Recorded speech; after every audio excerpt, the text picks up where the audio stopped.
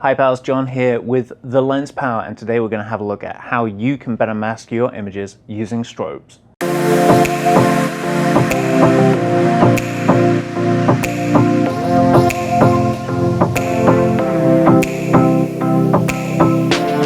So today we're going to look at masking, and yes, I know we've all been wearing face masks for the last year, but that's not actually what I'm talking about today.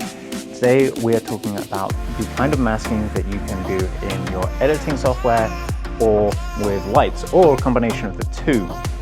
So a quick bit about the equipment that we're using. Behind me I have two strip boxes with the Explore 600 Pros in them, or the AD200 Pros. The strip boxes are just 12 by 56. They're the quick put up ones from Glow. Absolutely love them. Right here, which I believe is just in frame, is a twin-headed AD200 Pro setup, or the Evolve 200 Pro.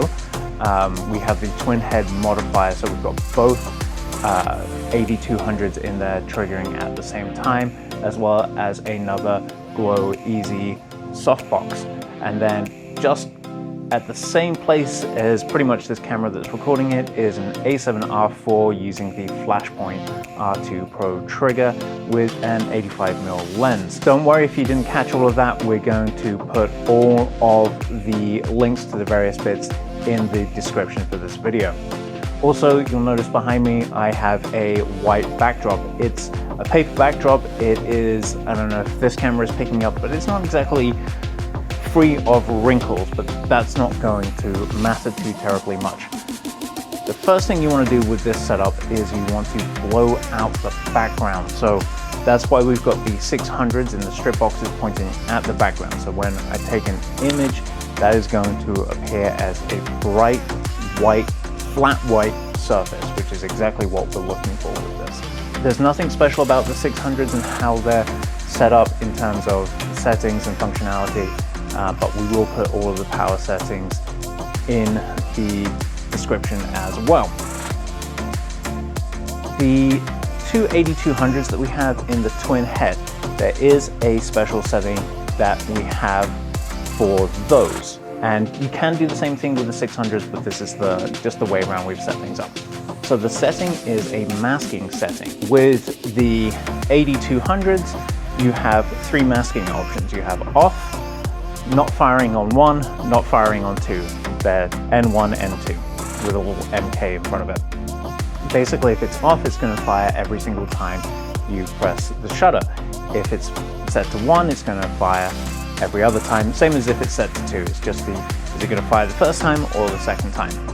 With the 600s, you actually have more options. You have, I believe, up to 4 groups that you control. So you can have them firing in sequence if you wanted to set them up like that.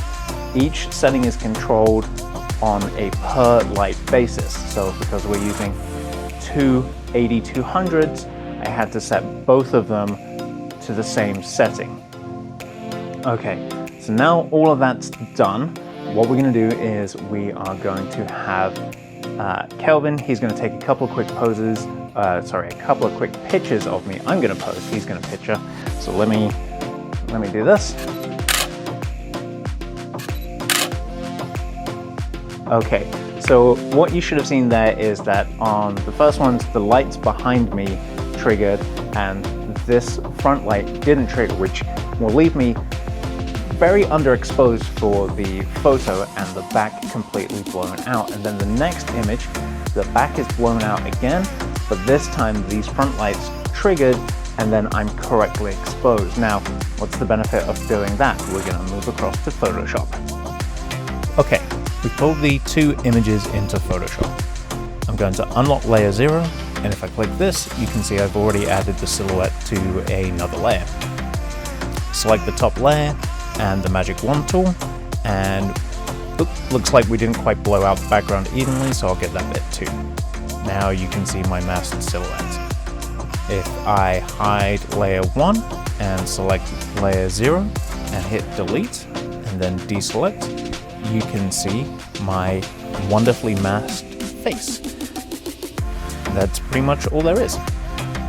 The reason why we chose to do this with me is because it gives you an idea of how easy it is to get all of the little bits and pieces like hairs and things which would normally be quite a pain to mask. If you're doing something product photography related, then this is absolutely a stunning technique that you should use.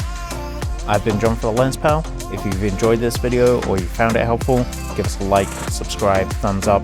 We really appreciate it. Until next time, I'll see you soon.